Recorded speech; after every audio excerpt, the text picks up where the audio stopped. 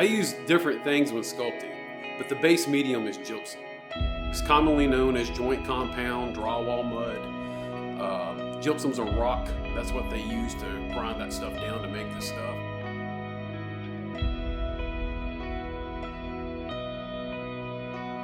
I got started doing gypsum sculpting about 20 years ago. I was a wallpaper installer and wallpaper stripper, and I removed some wallpaper from a bedroom. In doing so, I messed the walls up pretty bad. Well, the painter, he was like, well, I'll just fix the walls myself.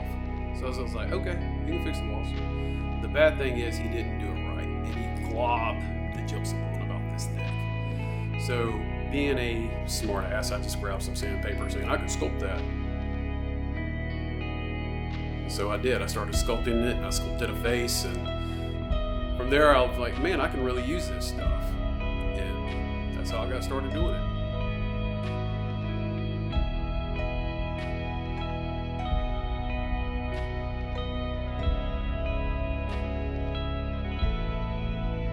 I use already, like mud you go get at Home Depot or Lowe's as the base medium. And it's a process. You've got to let it dry and cure. You got to know how to work it.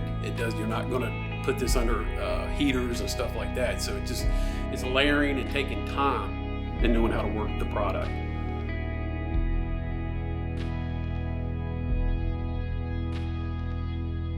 I didn't learn this from anybody else. I learned this all on my own.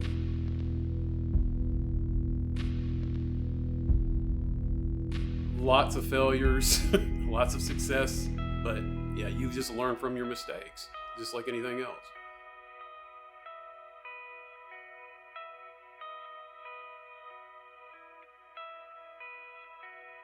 Wow, the first thing I sculpted, well, I did a scene of Venice, Italy on my garage wall in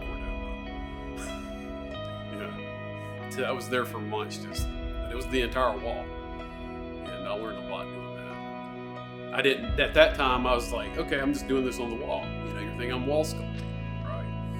But it's before I realized, hey, I need to be able to move it. You gotta leave a piece like that behind. Well, there's no typical way. Most people, even then, people weren't using this in that capacity. There's relief sculpting, and you use other mediums, plasters, and things like that. But as far as I know, gypsum wasn't being used in that capacity, right? This was just all kind of like you're just innovating. You're just trying new things. Now, I did have an idea of, okay, I'm going to make the piece in my studio, then I'm going to go cut a section out of your wall, and I'm going to put it in the wall, then finish it off and make it look like I stood there and did it. But that's still possible. But I still enjoy the silhouette pieces the most.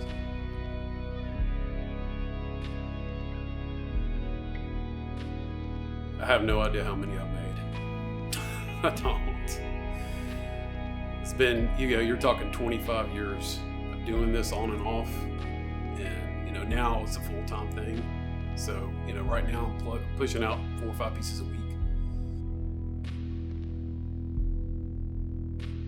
What pushed me into this was I needed to raise awareness for mental health. And my good friends, Marty Ray and Kari, kept telling me, you need to give back with your gift. So that's what I do. I use this as my gift to give back. And what I want to do is raise awareness with my art so we can address the stigma of mental health.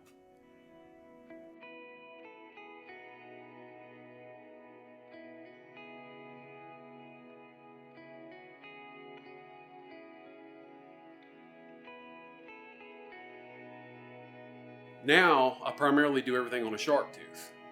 To me, everything looks cooler on a shark tooth. That's just how I've evolved it. It came to me when I started looking at everything I enjoy sculpting. I enjoy sculpting sharks. I enjoy sculpting horses. I enjoy sculpting nude women. So all these things, when I started researching them, it would go back to Poseidon. And originally, I was going to call my studio Poseidon Studios.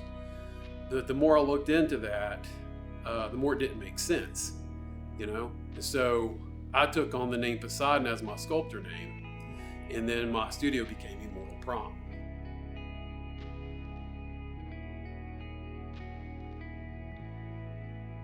Usually in my studio, I'm jamming to the 80s, either Marty Ray or the 80s.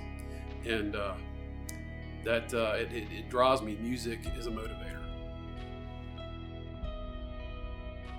How did you research nude women? You said you did research. That's researching nude women's a lot of fun.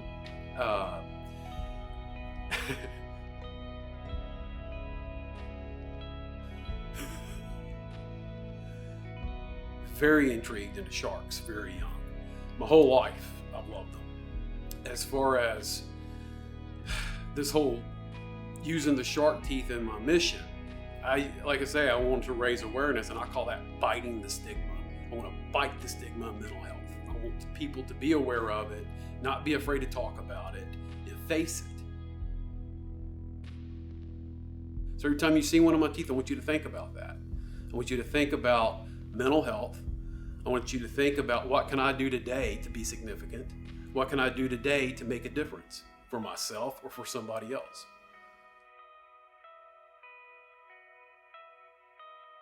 By saying I'm prom, it's empowering you, right? I'm prom today because today I helped somebody get through a hard time. I'm prom today because I stood up to something that triggered me. It made me angry or sad or mad, and I didn't let it have control of me. That's how I was prom today.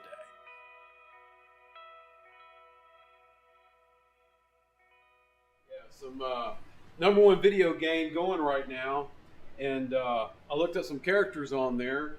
The #1 character skin was called Crackshot, and thought he was super cool. So I started working on Crackshot, and came up with Cracker Nuts. So it was Crackshot, and as you work on pieces, sometimes they tell you what they want. He's like, I want an eye patch, so I put an eye patch on him. And then he got a beard because my friend Marty says, hey, he needs a beard. And he liked the idea of it. So yeah, this piece kind of took off on a mind of its own, and but it's inspired totally by Fortnite's Cracker Shot.